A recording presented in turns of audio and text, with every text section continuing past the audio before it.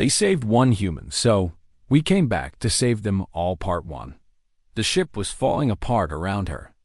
Yuna held tight to her seat as fire and smoke filled the small cabin. Warning lights flashed red. The computer voice kept saying the same words again and again. Impact in 30 seconds. Impact in 30 seconds. She had been on a simple mission. Fly to the moon called Veth-4. Take samples of the rocks. Return home. That was all. But something had gone wrong with the engine. Now she was going to crash on a moon she knew almost nothing about. The ground came up fast. Yuna closed her eyes and prayed. The crash was loud and violent. Metal screamed as it tore apart. Yuna felt pain in her ribs and her head. Then everything went dark. Far below the surface of Veth-4, in tunnels carved deep into the rock, a young Vellani named Mira was gathering water from an underground stream. The Vellani were not tall creatures. They had 4 arms and skin that glowed softly with blue light. Their eyes were large and kind. They had lived in these tunnels for 3 generations now, ever since the Kurith had come and made them slaves. Myra heard the crash. The ground shook. Dust fell from the ceiling of the tunnel.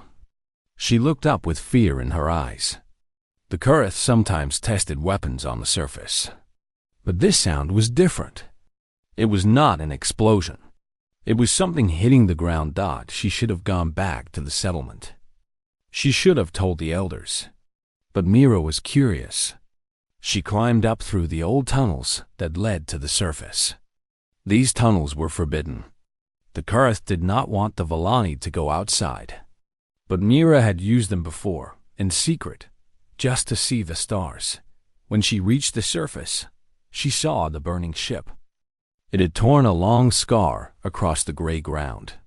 Pieces of metal were everywhere. Smoke rose into the thin air. Myra moved closer. She had never seen a ship like this before. It was not a Kurith ship. The design was strange. The symbols on the side were unknown to her. Then she saw the body. A creature lay on the ground near the wreckage. It had only 2 arms. Its skin did not glow. It had strange hair on its head, long and dark. It was wearing a suit that was torn and burned. Myra had never seen anything like it. But she could see that it was hurt. Blood was coming from its head. Its breathing was weak. She should have left it there. Helping an outsider was dangerous. If the Kurith found out, they would punish everyone. But Myra was a healer. She could not walk away from something that was dying. She picked up the strange creature. It was heavier than it looked. With great effort, she carried it down into the tunnels. The Vellani settlement was a collection of small caves connected by narrow passages. About 200 Vellani lived there. They worked in the mines during the day and returned to the settlement at night. The Kurith did not care what they did underground, as long as they met their work quotas. Myra brought the creature to her healing cave. She laid it on a bed of soft moss. Then she went to find Tallow. Tallow was the elder of the settlement. He was old and tired. His forearms were weak now, and his glow had faded over the years. But his mind was still sharp. The Vellani trusted him to make the hard decisions. When Myra told him what she had found, Tallow felt fear in his heart. "You brought it here?" he asked. "I could not leave it to die," Myra said. "Do you know what the Kurith will do if they find it?" "They will not find it. The tunnels are safe." Tallow shook his head. "Nothing is safe. Nothing has been safe for 100 years. But he followed Mira to the healing cave. He looked down at the strange creature. Its chest moved up and down slowly. It was still alive. "What is it?" Tallow asked. "I do not know. I have never seen one before." Tallow studied the creature. He saw the symbols on its torn suit. He saw the small device on its wrist, cracked but still faintly glowing. "I have heard stories," he said quietly, "from the old ones. They spoke of creatures called humans. They live far away, beyond Kurith space. They have only 2 arms. They are soft and weak. But the stories say they are also very clever. And very stubborn. Is this a human?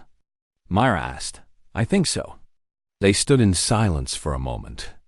Then Tallow spoke again. The Kurith will search for this ship. They will want to know who was flying it.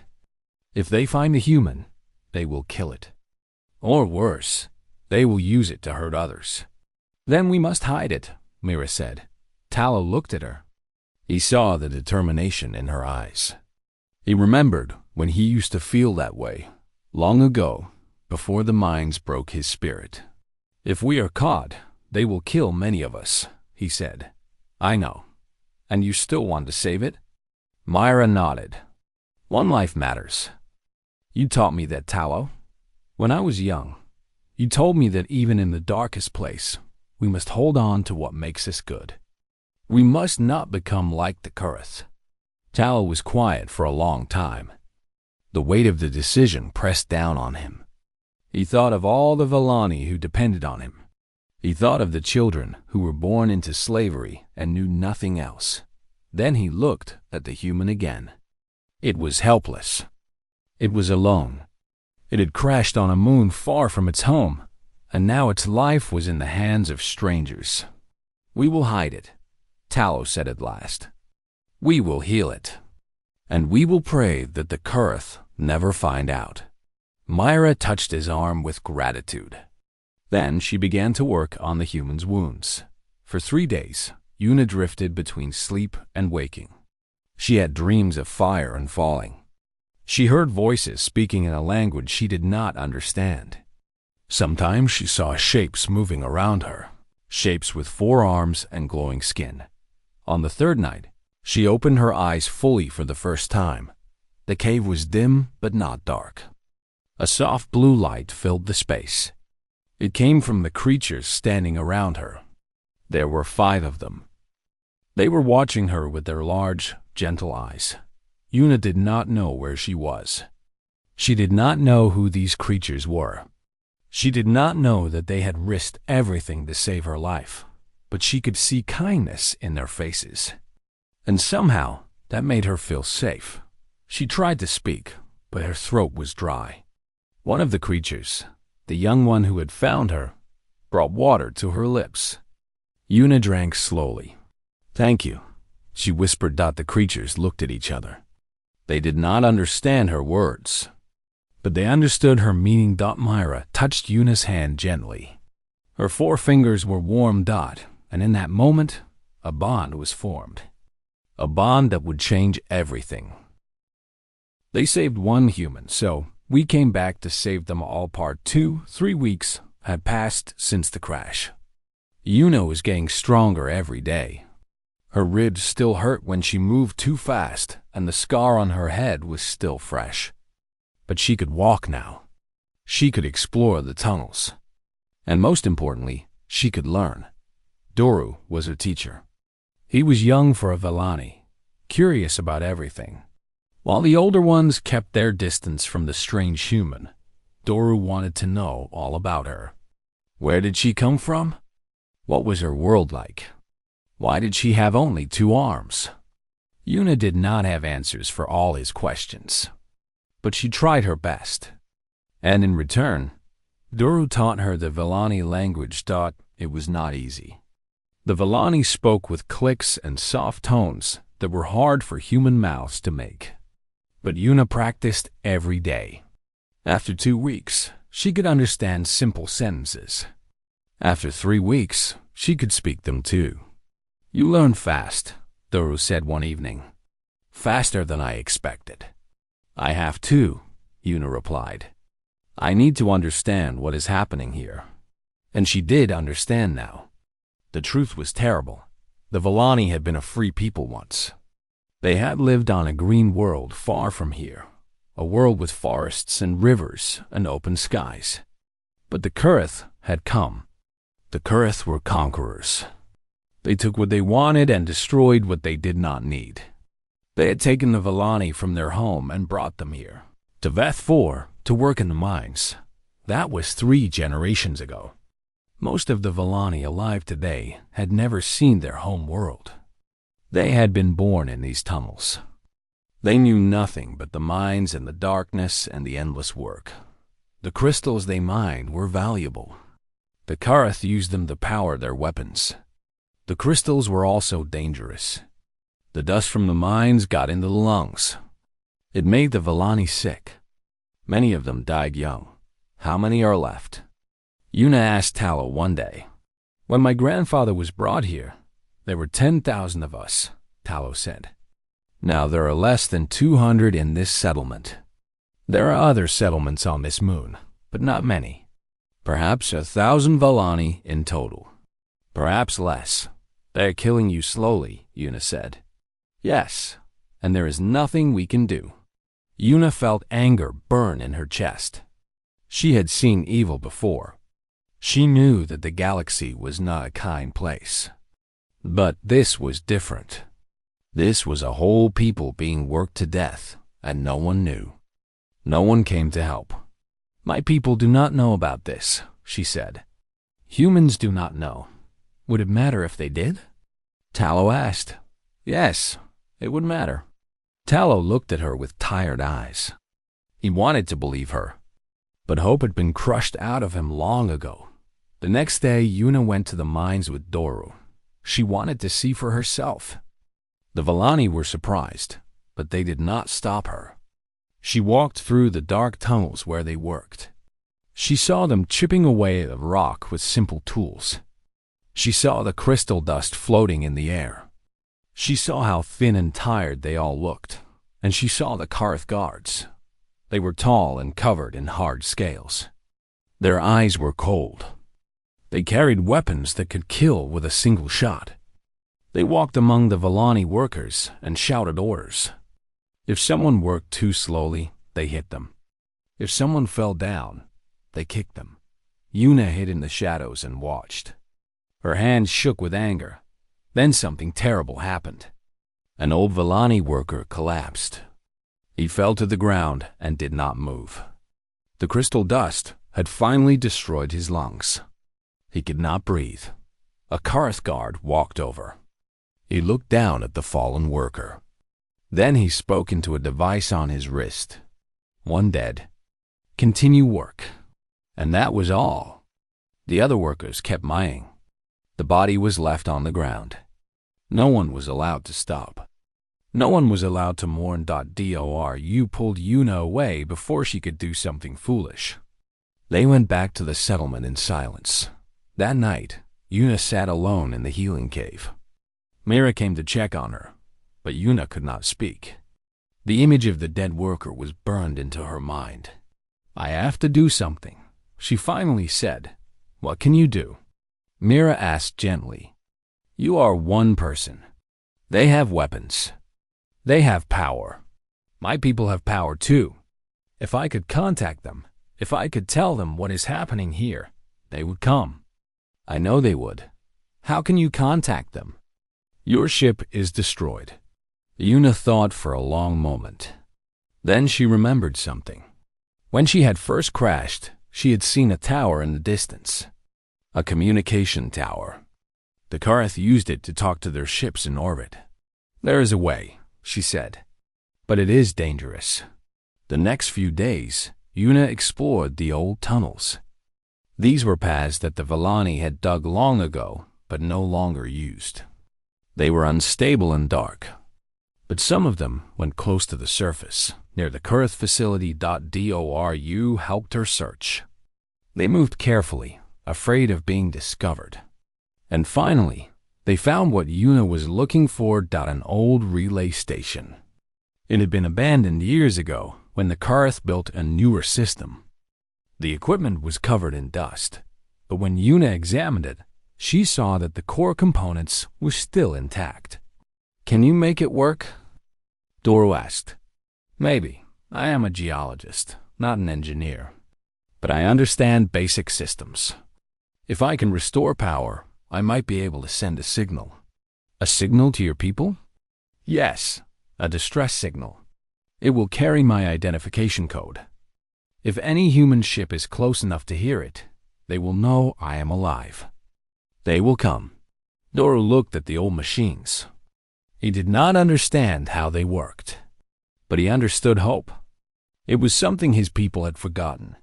I will help you, he said. For the next 3 nights, Yuna and Doru worked in secret. They brought power cells from the crashed ship. They connected wires and cleaned old circuits. Yuna worked until her fingers bled. And on the 4th night, the machine came to life. It was weak. The signal would not travel far, but it was something. Yuna typed in her identification code. She recorded a short message. This is Yuna from the survey ship Horizon. I am alive on Veth4. There are people here who need help. Please come. She pressed the button to send. The signal went out into the darkness of space.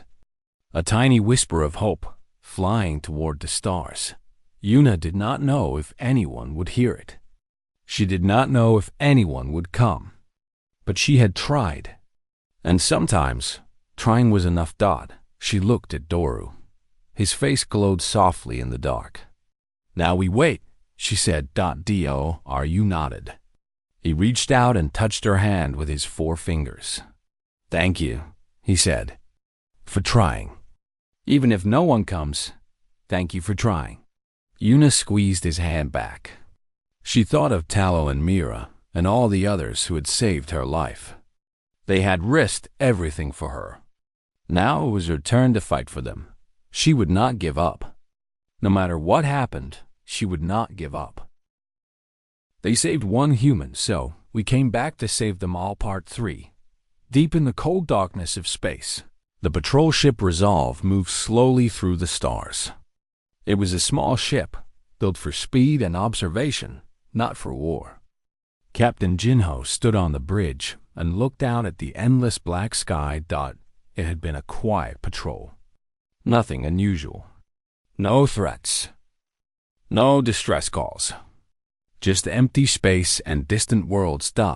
Then Lieutenant Sora spoke up from her station. Captain, I am picking up something strange.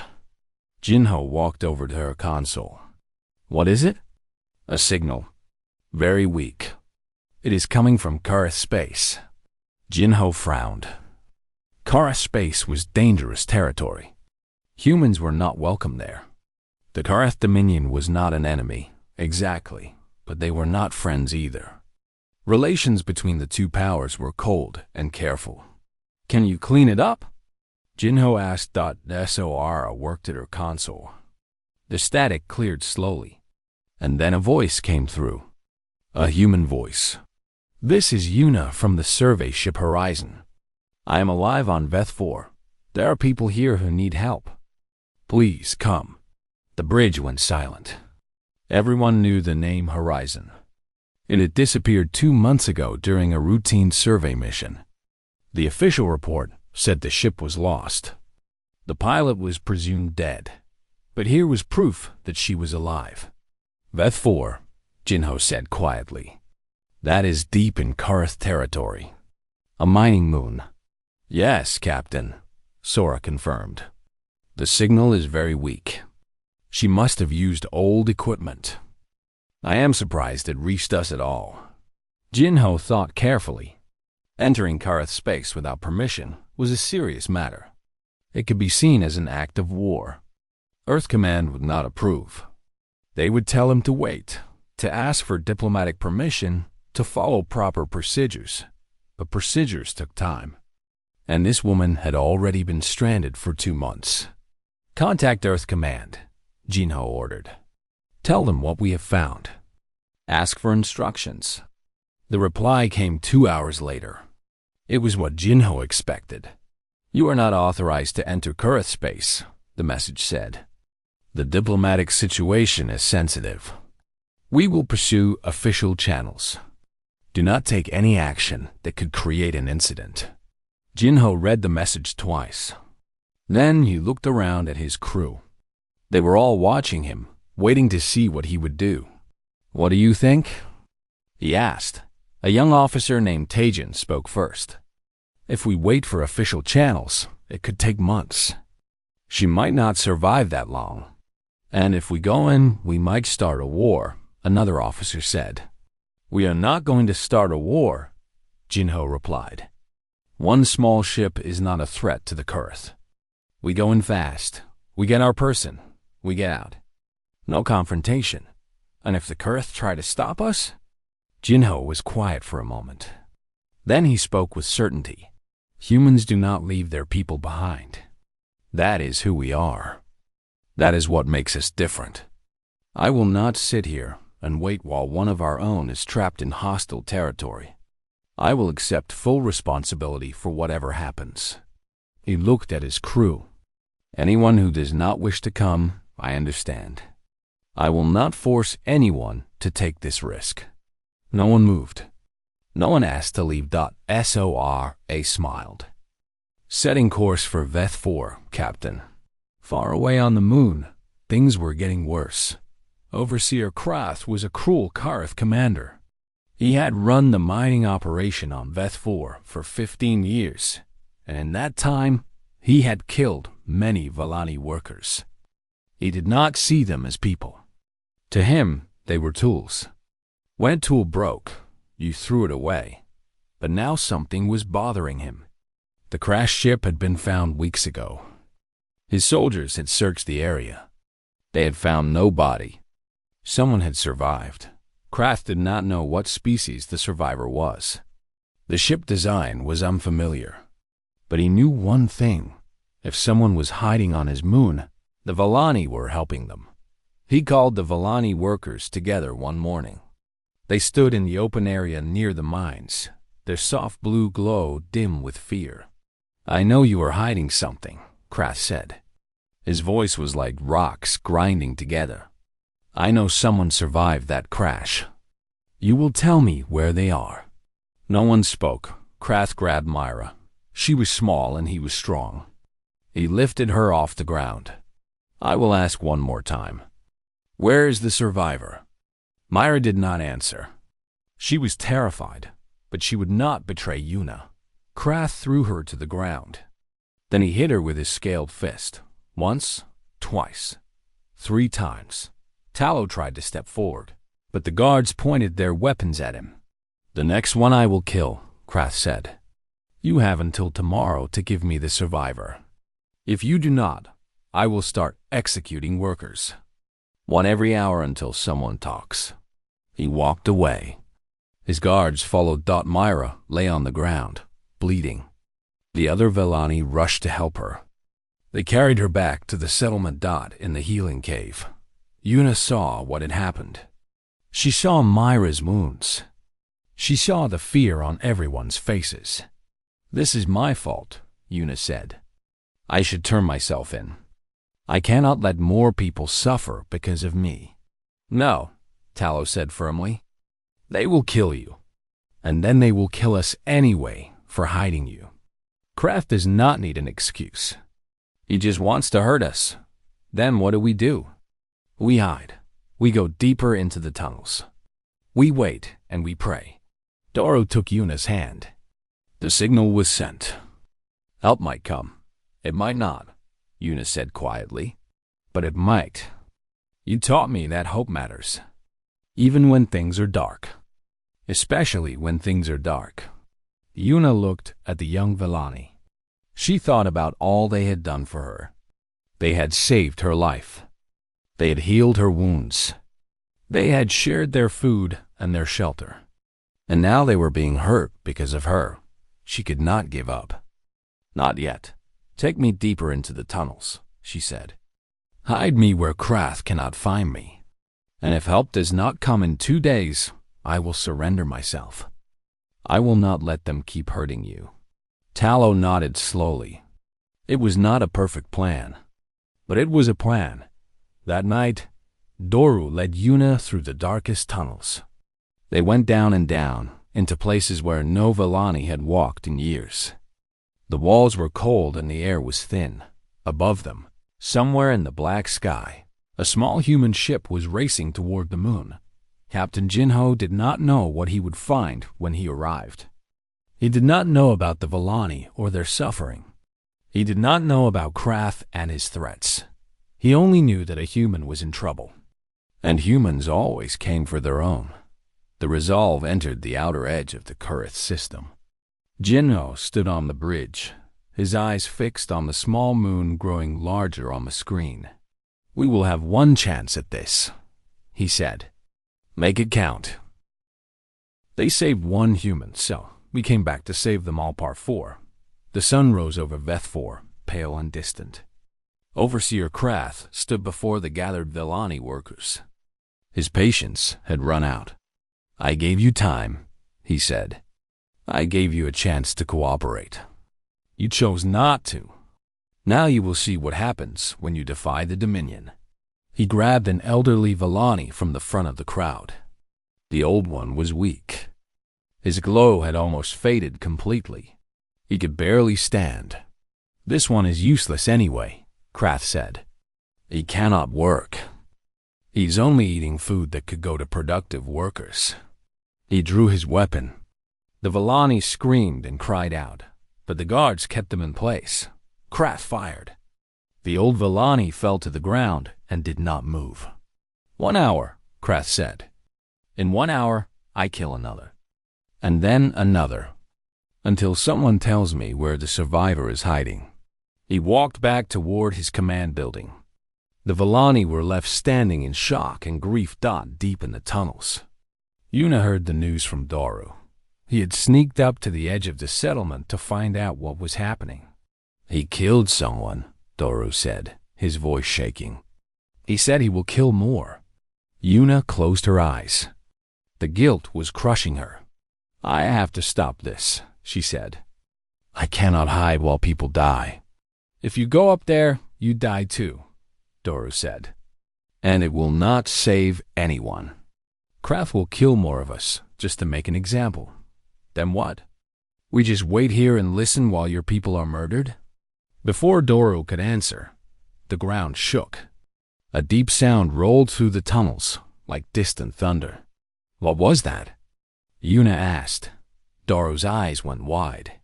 "I do not know." Far above them, something was happening in the sky. The resolve dropped out of faster than light, travel at the edge of Vethfor's orbit. Immediately, alarms began to sound on the Kurith command frequency. "Unknown ship in restricted space. Identify yourself immediately or be destroyed." Captain Jinho opened a channel and broadcast his reply. "This is the human vessel Resolve. We have received a distress signal from one of our citizens on this moon. We are here to recover her. We do not wish for conflict, but we will not leave without our person." Krath heard the message in his command center. He slammed his fist on the console. "Humans," he growled. "How did they find out?" "Sir, they are demanding we release their citizen," a subordinate said. "What do we do?" "We have no humans sitting here," Krath lied. "Tell them to leave or we will open fire." But even as he spoke, he knew the truth. The survivor was human. The Vellani had been hiding a human this whole time.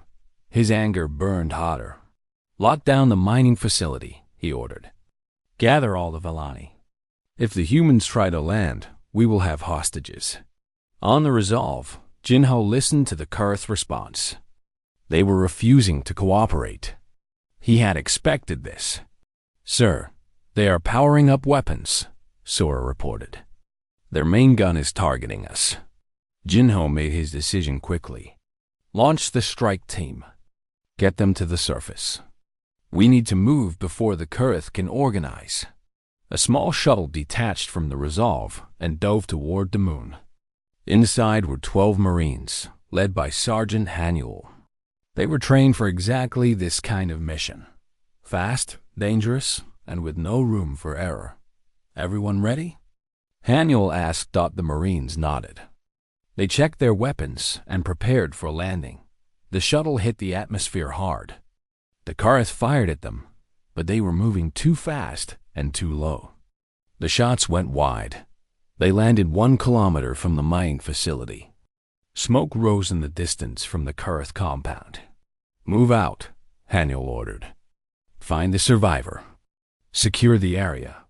Stay together. They ran across the gray ground toward the buildings. Inside the facility, chaos was spreading. Kareth guards were trying to round up the Vellani workers, but the explosions had created confusion. Some Vellani ran for the tunnels. Others were caught and held at gunpoint. Mira, still bruised from her beating, grabbed Talos on. We have to get to Yuna. We have to tell her what is happening. Talo nodded. They slipped away in the confusion and made their way to the tunnel entrance in the deep tunnels. Yuna heard more sounds of battle, explosions, weapon fire, shouting. Something is happening up there, she said.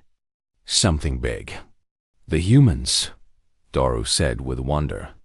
Your people came. Yuna felt her heart leap. Could it be true? Had her signal actually reached someone? We need to get to the surface, she said. We need to find them. But the Kareth guards, the guards have bigger problems right now. This is our chance. Help me gather your people. Anyone who can move, we take to the surface. Doru hesitated for only a moment. Then he nodded. They moved through the tunnels quickly. Yuna gathered every Vellani she could find. Old ones, young ones, scared ones. She told them that help had come. She told them to follow her. Talo and Mira met them halfway. Humans have landed, Talo said, breathing hard. They are fighting the Kareth. The compound is in flames. Then we go now, Yuna said. We get everyone to safety. She led the group upward through the winding passages. Her heart pounded in her chest. She did not know what they would find at the surface. She did not know if the humans would win, but she had to try. They emerged into the light. The scene before them was chaos. Buildings were burning. Kareth guards were fighting against a small group of human soldiers. Weapons fire filled the air. Sergeant Haniel saw them first. A human woman, battered but standing, leading a group of strange four-armed creatures out of a tunnel. There, he shouted to his team. That is our target. Move. The Marines pushed forward.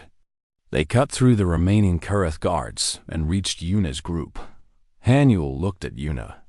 Are you the pilot from the horizon? Yuna nodded, unable to speak for a moment. Real humans.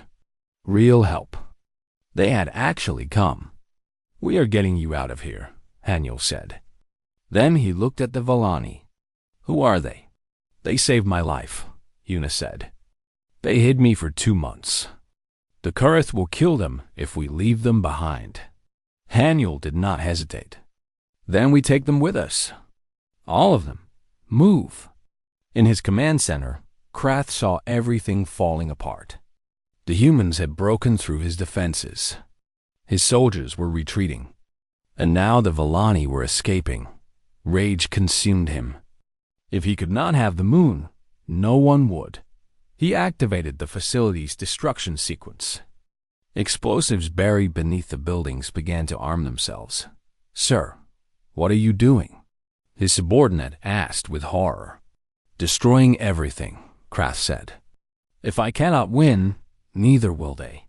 On the Resolve, Sora detected the energy buildup. Captain, the facility is arming explosives. They are going to destroy the entire compound. Jinho's eyes went cold. Can we stop it? We would need precision strikes to disable the detonation systems. It will be close. Do it. Now. The Resolve opened fire. Careful, targeted shots rained down on the facility. One by one, the detonation points were destroyed. Krath screamed with fury as his plan failed. And then the Marines found him. Haniel personally dragged the Kareth commander from his command center. Krath fought and cursed, but he was defeated. It was over. Yuna stood outside the burning facility, surrounded by Vellani and human soldiers alike. She watched the Resolve descend from the sky to pick them up. Talos stood beside her. His old eyes were wet with tears.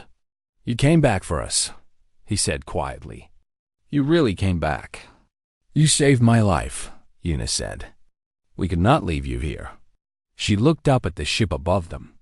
She thought about her people, about Captain Jinho, who had risked everything to save one person, about the Marines who had fought and bled for strangers they had never met. This was what humans did. They remembered. They returned. They did not abandon those who had helped them. The Vellani were free. But Yuna knew this was only the beginning. They saved one human, so we came back to save them all. Part 5. 6 months had passed since the rescue. The world had changed for the Vellani. They lived now in a small settlement on Earth, near the ocean. The United Earth Council had given them this land while their future was being decided. It was a temporary home, but it was more than they had ever dared to hope for. The first weeks had been difficult. The Vellani had lived underground for generations. The open sky frightened them. The bright sun hurt their eyes. The sound of waves crashing on the shore was strange and unsettling. But slowly, they learned to love it. Dora would sit on the beach for hours, watching the water move. He had never seen so much liquid in one place. On Veth 4, water was precious. Here, it stretched to the horizon. "It is beautiful," he said to Yuna one morning. "I did not know the universe had such beauty in it." Yuna smiled. She visited the settlement as often as she could. Her official role was liaison between the Vellani and the human government. But really, she just wanted to be with the people who had saved her. Tallow was adapting more slowly. He was old, and the years of slavery had worn down. But even he found moments of peace in this new place. He would sit in the garden and watch the flowers bloom. Flowers. Real flowers. He had only seen pictures of such things before. "I never thought I would see the sky again," he told Yuna one evening. "Not the real sky. Not stars and clouds and open space." "You are free now," Yuna said. "You can see whatever you want." Free. Tallow repeated the word like it was something fragile. "I am still learning what that means." But not everyone was happy with the situation. The Kurth Dominion was furious. They sent official messages to Earth, demanding the return of their property. They called the Vellani escaped slaves. They said Earth had no right to interfere in Kurth territory. The United Earth Council met to discuss the matter. Ambassadors from many nations gathered in the Great Hall. The future of the Vellani would be decided here. Ambassador Yunji was chosen to present the Vellani case. She was a woman of sharp mind and strong will. She had studied the history of the Vellani. She had met with them. She understood what they had suffered. "Honored members of the council," she began, "we are faced with a simple question. What do we owe to those who help us?" She told the story of Yuna's crash. She described how the Vellani had found her, healed her, and hidden her at great risk to themselves. She showed images of the mining facility, the conditions the Vellani had endured, the bodies of those who had died in the crystal dust. "The Kurth say these people are their property," Yunji continued. "But no person can be property. The Vellani are not tools. They are not objects. They are living beings who showed courage and compassion when they had every reason to show neither." She paused. The room was silent. They saved one human life. One life. That might seem small in the grand scale of the galaxy. But it is not small. It is everything. Because that is how civilizations are measured. Not by how many weapons they have. Not by how many worlds they control. But by how they treat those who are weak and alone. The council debated for many hours. Some members were afraid of war with the Kurth. The Dominion was powerful. A conflict would be costly. But others remembered why humanity had first reached for the stars. Not for conquest. Not for wealth. But for the hope that somewhere out there, they would find others who shared their values. Others who understood that life was precious. Finally, they called Tallow to speak. The old Vellani walked slowly to the center of the great hall. He looked small surrounded by so many humans. But his voice was steady. "I do not know if my words will matter to you," he said. "I am nobody, just an old slave from a dying world. But I will tell you what I know." He spoke of his grandfather, who had been taken from the Vellani homeworld. He spoke of his parents, who had been born in the mines and died in the mines. He spoke of the children who were never born because the Vellani were too sick, too tired, too broken. "We did not save Yuna because we wanted something in return," Talos said. "We saved her because it was right. Because even in the darkest place, we had to believe that kindness still mattered. That was all we had left. Our kindness." He looked around the room. "I am not asking you to fight for us. I am only asking you to see us. To see that we are people, just like you. And to decide what kind of galaxy you want to live in." He stepped back. The hall was completely silent. When the vote came, it was not close. The Vellani were granted full asylum. They would never be returned to the Kurth. And more than that, Earth would not rest until all Vellani everywhere were free. A fleet was assembled in the following weeks. 20 ships of various sizes. They were not warships, not exactly. They were rescue ships. Liberation ships. They would travel to every Kurth moon and station where Vellani were held, and they would bring them home. The Kurth protested. They threatened. But humanity did not back down. On the day the fleet launched, Yuna and Doru stood together on a hill overlooking the spaceport. They watched the ships rise into the sky, one after another, until the air hummed with the sound of engines. Doru was quiet for a long time. Then he spoke. "Do humans always do this?" he asked. "Do they always repay kindness with such force?" Yuna thought about the question. She thought about Captain Jinho, who had risked his career to save her. She thought about the Marines who had fought through fire to rescue people they had never met. She thought about Ambassador Yunji, who had spoken with such passion for a species she had only just learned existed. "We try," she said finally. "We do not always succeed. Sometimes we fail. Sometimes we are selfish or afraid.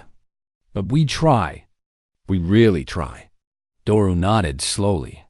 He was still learning about humans. There was so much about them that confused him. But one thing was clear. They did not forget. They did not abandon. When you helped them, they came back. Not just for you, but for everyone like you. The Vellani had saved one human life. And humanity had come back to save them all. Talo joined them on the hill. His glow was a little brighter now than it had been on Veth 4. The sunlight and clean air were healing him slowly. "I never believed in hope," he said, watching the last ship disappear into the clouds. "For so many years, I told myself that hope was dangerous, that it only led to disappointment." He turned to Yuna. "I was wrong. Hope is not dangerous. Giving up on hope is dangerous. You taught me that. Your people taught me that." Yuna took his hand. Doru put his forearms around both of them. They stood together on that hill, a human and 2 Vellani, watching the sky. Somewhere up there, a fleet was flying toward the stars. Toward freedom. Toward a future that had seemed impossible just 6 months ago. And for the first time in 100 years, the Vellani believed that everything was going to be all right.